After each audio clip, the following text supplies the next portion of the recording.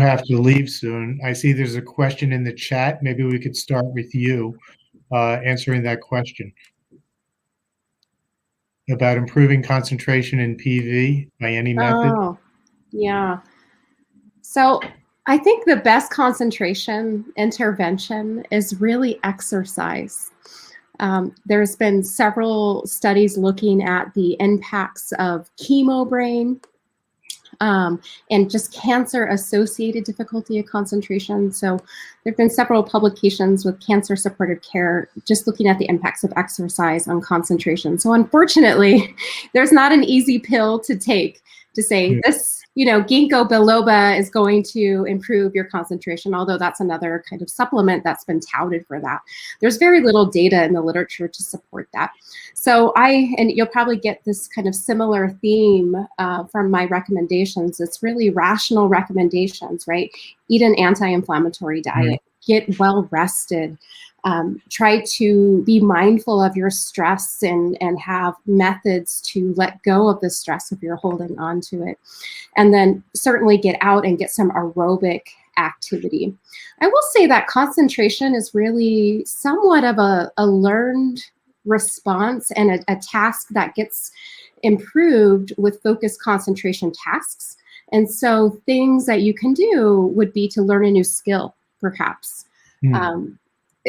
Perhaps doing mind teasers like Sudoku, etc. So things that can really challenge the mind, learning another language, these things can really kind of start to enhance and hone in on your concentration. But again, it's looking at the basics. And I don't reach for supplements to enhance concentration, but really just good wellness. Oh, now I'm getting an echo. I know. You're on, Dr. Silver. All right, I'm just going to toggle his mic while you talk. Go ahead. All right. Go ahead, Dr. Gowan. That's okay. I was complete in my thought process. Thank you. Okay. We had another question about sleep rhythms and how that affects PV well-being. Yeah, we know from our symptom burden research that sleep patterns are very disrupted in PV and really all the myeloproliferative neoplasms. And so the recommendation for sleep is good sleep hygiene. And I recommend that patients get up in the morning if possible, get bright sunlight, really let the retina see that bright sun. It helps to truly time the circadian rhythm. Get some physical activity, trying to do that earlier in the morning, not time that later in the afternoon, because it really does impact sleep if it's done later in the day. Really looking at your screen exposure time. And so if you are one of those people that likes to fall asleep watching television, trying to limit that activity. And if it really is important to you to utilize blue light screens. In regards to some of the complementary modalities, again, acupuncture can be very helpful. Sometimes aromatherapy, in particular, orange essence and lavender oil can be helpful. I think for me, I'm a mother, and so I also think there's something to the rhythms of going to bed and having a routine. And so I think that can be very helpful to be thinking about a certain pattern of activity that tells your brain it's time to go to sleep. So whether that's, take a shower, have a cup of tea, read for 10 minutes, and then lie down with the lights off. If you do that every day with a certain kind of pattern, your brain starts to say, okay, it's time to sleep. There's sleep onset issues and then sleep maintenance issues. And then so for sleep maintenance, sometimes really supplements are helpful. Time-release melatonin can be helpful. Something that what you need to be aware of is melatonin can be dosed anywhere from 1 to 10 milligrams. And so it's actually with the lower doses of melatonin, anywhere from 1 to 3 milligrams, that is more effective for sleep induction than the higher doses of melatonin. Certain pharmacologic agents, trazodone tends to be helpful in the aging population, Ambien, but these are things that we reach for much later down the line for very refractory sleep issues. And then be sure that you're controlling any kind of concurrent depression that certainly can impact the sleep rhythm.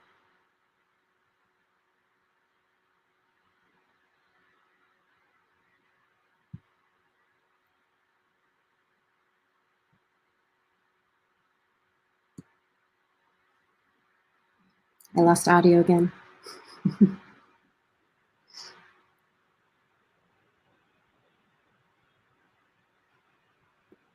Looks like John Mascarenhas. I'm back. John, I'm back. oh, you're back. I'm back with my echo. I'm back with my echo. Yeah, that was very good. Are you in our session? Huh? Huh? I have Dr. Gowan on my screen too. She just gave a good sleep answer. I think this is getting to be a lost cause. Now, when Dr. Mascarenhas comes on, I lose my memory. I'm sorry. All I hear is endless echoes. I don't know. Mm-hmm. I'm happy to keep kind of going through some of these chat questions. Ashwagandha, please let me know if you want to kind of shift gears into more PV medical management and cut me off. So ashwagandha is an herb very often utilized in Ayurvedic medicine, Indian medicine. It's in a category of medications that we call adaptogens, which means it can kind of adapt to really kind of to balance your parasympathetic and sympathetic nervous system, your cortisol management. It can be good for energy, can be good for sleep, depression. So it very often can be a good supplement. Again, there's very little data to know safety in combination therapies, in particular with ruxolitinib. We do not know. We do not know the safety with hydroxyurea. It tends to be, well tolerated by patients. So it's not a common one I recommend, but certainly some patients are interested. Thank you, Dr. Gowan.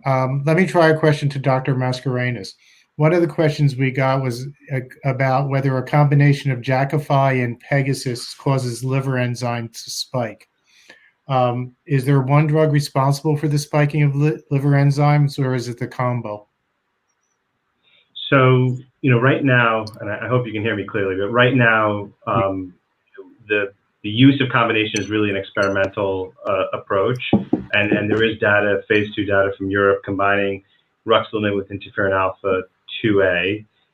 Interferons can be associated with liver function test abnormalities, but so can ruxolitinib in some patients. We perform actually a lot of liver biopsies at Mount Sinai because many things can actually induce liver function test abnormalities beyond the therapies. For example, extramedullary hematopoiesis can cause liver numbers to go up, and other concurrent medications, other medications can cause liver function numbers. And then, of course, there are issues like obliterative portal venopathy, where you can get little clots in the venules of the liver that can make liver function tests go up. So whenever it's not clear whether it's a drug effect or a disease effect, it's good to see a hepatologist to try to tease that out. But the answer to the question is both drugs can cause liver function test abnormalities. And for any given patient, if they're on both drugs, I think it would be very hard to know which drug was necessarily doing it without a very comprehensive evaluation. So it's hard to answer that question. Okay, thank you. We heard a lot of exciting things about Ropeg and initial good results earlier today. And I was wondering, how should a patient think about, going on Pegasus versus going on Ropeg when it becomes available? Well, to be clear, there's no... on mute. Dr. Silver, we can't hear you.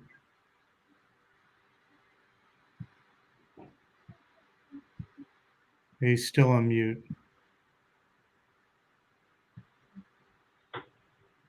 While he's trying to unmute, I'll interpret for Dr. Silver. What he was going to say was that interferon alpha 2A, that's Pegasus, and interferon alpha 2B, which is Ropeg interferon, have never been compared head-to-head. So we do not know if one is better tolerated than the other. There's reason to believe that interferon alpha 2B, which is Ropeg interferon or Besremi, perhaps may be better tolerated because of the novel pegylated formulation of the drug. But it's really the same drug, it's just packaged differently, so it can be dosed every 2 weeks. So the tolerability may be better with Besremi, but the reality is we don't have prospective data comparing the two in a study. So see, he's giving me the thumbs up, he agrees with my answer. He agrees with you.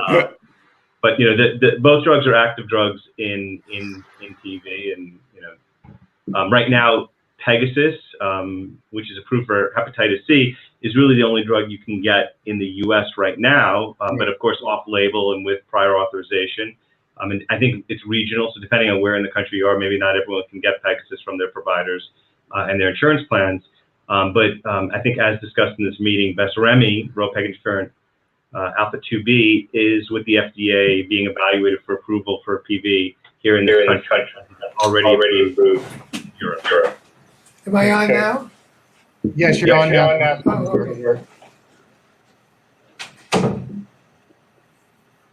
So I just, I make it supplemental. you came back on. Pardon me? We have the echo now that you came back on. So I should shut. Okay, How's that? no, we still have.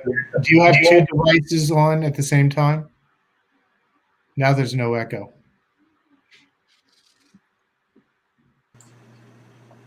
Okay. No. When you that's when you get. And sometimes that happens when you have two devices going at the same time. We talked about, let me go back to Dr. Mascarenhas. Dr. Mascarenhas, we were talking about liver enzymes.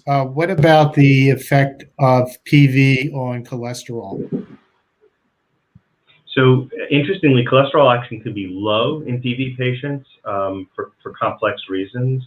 Sometimes some of the therapies we give can actually increase cholesterol. So ruxolitinib and JAK inhibitors in general, but specifically ruxolitinib may increase cholesterol levels. It's not clear that the increase in cholesterol levels actually has detrimental and negative effects in terms of health effects. But we know that JAK inhibitors, for mechanisms actually that still remain unclear, it may be an effect on peripheral adaptation, can change cholesterol and triglyceride levels, leptin levels, and may affect fat distribution in patients, which is why, for example, in PV, one of the complaints we get from patients who take ruxolitinib is weight gain. So there's interest at our study, as well as actually our center, as well as Dick Silver's center, in evaluating and understanding what is the mechanism of weight gain with ruxolitinib, which all ties into leptin expression, cholesterol, triglyceride, and other hormones. Well, I will confess that when I went on ruxolitinib, I gained 15 pounds. So it was a real weight. And it can be very frustrating. Even with diet and exercise and good intention, people can still gain weight despite all those measures. So, I personally, I respectfully disagree with some of the work that's been shown that it's a hyperphagia mechanism, that it's increased eating. I have tons of patients who I utterly believe are not eating more and are actually exercising, but still gain weight. It's usually around the waist. It's the most annoying kind of weight, and it can be very frustrating. Right. Yeah. Do you? I know we got another question about ropeg. Do you have the view on when do you think it will be approved in the United States? I don't specifically potentially even first quarter. So imminently it could be approved, first or second quarter of this year. No, okay. Dr. Silver's saying no. Don't expect it. It really is, as you know, John, the fundamental trial is really an essential thrombocythemia, so that has got a long way to go. So I don't think patients should be should be expecting it to be approved at least until the end of 2021. So can you hear me? Can you hear me?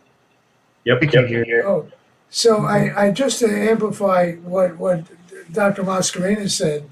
It's very important for everybody to recognize that there's absolutely no qualitative difference between any of the interferons, and as he said, and the only difference is qualitative, and by adjusting doses you can get the same quantitative effect if you're patient enough. And so with even using Intron, which was alpha 2B, which had to be given every 2 to 3 times a week, you can get the same effect as you get with Pegasus or peg interferon. It doesn't make any difference. it's a question of interferon. And as a matter of fact, there has been no head-to-head comparison, except long ago there was a study in chronic myeloid leukemia with long-acting and short-acting interferon B. That was when Schering was still an independent company, and that showed that the short-acting had less side effects than the long-acting, but it was a trivial difference. So. Right. For patients I who want to are say on, also about, John, you might want to mention the central nervous system effect of the second comment I want to make about the liver enzymes. This is very common with interferon, and we don't worry about that unless it's more than 2 to 3 times the normal value for your own laboratory. And it's completely reversible if you lower the dose or even stop interferon, whatever preparation you're using, for a few weeks. So if it's just up a double the normal value, we usually continue with interferon. Obviously, a liver biopsy helps explain what's going on, as John mentioned, but it's such a common phenomenon that we don't really bother, at least at Cornell. Depends on the enthusiasm of your hepatologist. would you recommend people shifting from hydrated to interferon? Pardon me? When would you recommend people moving from hydroxyurea to interferon? I can't answer the question. I know it's this. Sorry, I'm getting the echo. Yeah. Something with hydroxyurea. Moving from hydroxyurea to interferon. From what? From hydroxyurea to interferon? Yes. Well, as I showed in my presentation, we think interferon should be the primary drug for treating both low and high risk patients. We think, second, that the risk categorization that is being used by the European Leukemia Net and NCCN is probably incorrect, because even low risk patients have double the thrombotic risk as the average non-PV patient with the same risk factors. So they are at risk. There's no such thing as a low risk thrombotic PV patient. They're always at risk. And the best drug for that, as hopefully I showed this morning, is interferon, by far. I like that patient I can be on interferon or before it loses it. I'm sorry, I can't hear. Could you go on mute? There. Now, hopefully, there's no echo. So I guess the question is, how long can someone stay on Jakafi or stay on Pegasus before it begins to lose its efficacy? Is there any sense of time associated with being on either one of these drugs? Well, it's not only a question of time, it's a question of disease evolution with Jakafi. And as I think Serge mentioned and John mentioned, that the average time on Jakafi is about 3 years. However, we have had,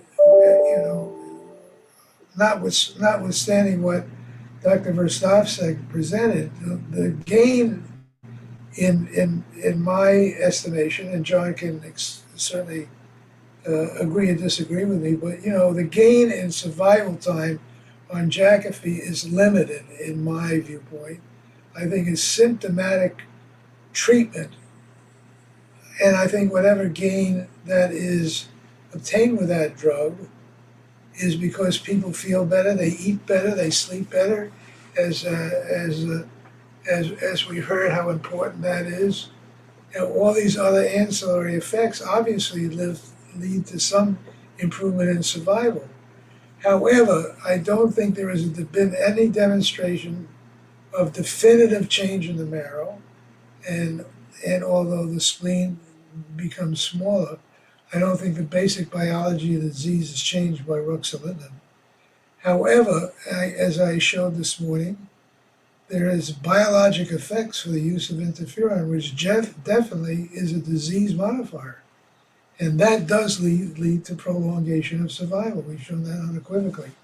in our 470 patient review at Cornell. That we've had patients on interferon for as long as 35 years. So if you don't have toxicity develop, you can stay on interferon, which is a natural biologic product, for indefinite time. John, you want to comment on that? I was going to ask a question, Dr. Dow. And what about, you were talking? We talked a lot today about the Mediterranean diet. Any view on a keto diet? Yeah, so there's a lot of interesting data. Which diet was that? The keto diet. So cancer cells have a different metabolic pathway for their metabolism. And there is this whole body of literature that describes something called the Warburg effect, where cancer cells are glucose addicted and have the inability to transition to a ketone-based metabolism. Largely, there are some certainly cancer cells that can utilize ketones, and that is also described. So that kind of is the basis of why there are 35 plus ongoing clinical trials for keto-based diets in cancer care. I would say, is it an anti-inflammatory? That was the question. And I think there is an anti-inflammatory way to approach keto and a pro-inflammatory way. And certainly if you have a bacon cheeseburger with 2 pounds of cheese versus salmon and vegetables, you're going to have a very different inflammatory cascade in the bloodstream. And so, yes, I think you can do ketogenic diets in an anti-inflammatory fashion, but I don't think that just ketosis itself is anti-inflammatory. Is what? Is that? What did you say about ketosis in your last sentence? That the process of ketosis itself is not anti-inflammatory. So, John, I wanted to, you didn't comment on the central nervous system effects of RUX with respect to appetite control. We published that, and Joe Scandura was the first author, and showed that there are specific effects of RUX in the appetite control center in the brain, which probably is responsible for this increased appetite and weight gain that we all see. You want to comment on that? Sure. So, as I had mentioned that, so that was done in a rodent model, and I'm not entirely sure that mechanism is totally played out in humans, because we also have data from our group working in collaboration with Emily Gallagher, who's a fantastic endocrinologist, that you actually inhibit JAK2 signaling in adipose tissue in the periphery of people who take ruxolitinib, and that affects metabolism and distribution of weight as well. Because, as I said, it's probably multiple mechanisms, and I don't think it's simply hyperphagia from central CNS effect of the drug. Because, again, I have many patients, some of them who are at this meeting, who are texting on this chat, who've been on ruxolitinib, who will tell you that they're not eating more, that they're in fact modifying their diet more and exercising more than they did, and yet they're still gaining weight and sometimes at an alarming rate. So I'm not convinced, although I agree that Joe Scandura's work is elegant work. I'm not sure it fully explains the effect of Jakafi and weight gain. Thank you, Doctor. I want to come back. We just had a question posted about dose adjustments on Pegasus, which really vary. How do you make decisions about getting to the right dose adjustment? Are you asking me? Yes, Doctor. Oh, well, we always start with the lowest dose and increase, and it's just like Jakafi. Many of the problems that people have had with using interferon is that they start with too high a dose.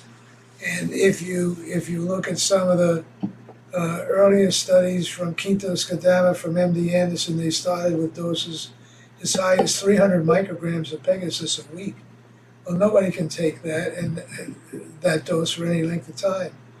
And that was related to the fact that the doses for treating malignant melanoma were in the millions, but those people had to stay in bed. We don't want that for our patients. If you're dealing with metastatic melanoma, that's a dreadful disease. Fortunately, myeloproliferative disease patients can lead a very gainful life, as we've all talked about all day. And so we want our medication to be consistent with a gainful life, and as Dr. Gowan has mentioned, all the wonderful things that you can do to improve it. And so we start with a low dose and escalate. It usually, to exceed 135 micrograms of Pegasus a week is unusual, but we do that because in PV, we like to make the patients phlebotomy free until this new iron medication that Dr. Mascarenhas talked about may play a pivotal role in treatment of PV patients without having to phlebotomize individuals. But we feel that that is an endpoint of significance, and that was an endpoint in the old Polycythemia Vera study group that was run from Mount Sinai nearly 70 years ago. So the dose has to be adjusted. It's starting low, increasing monthly until the patient is phlebotomy free, normal CBC and platelets, and hopefully no splenomegaly. Right. I realize so we're going to mute. Oh, sorry. Thank you. So I realize we only have a couple minutes more till 6 o'clock. And so let me ask one question for Dr. Mascarenhas and then last question for Dr. Gowan. Dr. Mascarenhas, if you can provide a view on anemia, when should people be concerned about their numbers in regards to anemia? And then Dr. Gowan, if you could comment on a vegan diet. So the answer to the anemia part is tricky because the use of the word anemia, I think, is very tricky when talking about PV and phlebotomy. So patients develop iron deficiency, and that limits the size of red blood cells, and therefore their hematocrit would reduce. But often the absolute red blood cell count or the concentration still remains elevated. So phlebotomies themselves really, in my opinion, phlebotomies actually are, first of all, they're one of the oldest medical interventions known to humankind, and for most patients, they're well tolerated, and they're not adding something to your system; they're removing something from your system. So I personally don't have a negative outlook on phlebotomy, and I have many patients who would rather have phlebotomy than ingest a medicinal therapy. So I think that there's very little concern that you're going to have organ dysfunction from phlebotomy as long as it's done appropriately, maintaining a hematocrit less than 45% and not inappropriately reducing blood counts, and blood volume to a point where someone is, feeling unwell from that. But there is a fact that you are going to develop some degree of iron deficiency with repeated phlebotomies, and that has spurred some interest, for example, in PTG 300. But there are other ways to avoid that, like hydroxyurea or interferon alpha or ruxolitinib, that would then obviate the need for phlebotomy.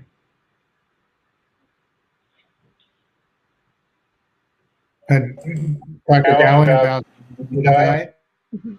Yeah, and before I jump into that question, I just wanted to circle back around to some of the questions about the median dose and the duration of dose for pegylated interferon. So I had the opportunity to work with Dr. Mesa on an international kind of real-world study of pegylated interferon. And so in our study, the median tolerated dose was 60 micrograms per week, and that was internationally. And the median duration of therapy was 2 years. And there was a significant range all the way up to 8 years with that. So just to kind of circle back around on that real world experience. In regards to diet, so I like that you asked this question because it really highlights that diet is a personalized approach. And there is not a one size fits all recommendation for diet. And no, there is not any particular studies looking at vegan diet with NPNs. But I would say that absolutely a vegan diet would be in line with an anti-inflammatory diet and could be structured like a Mediterranean-based diet.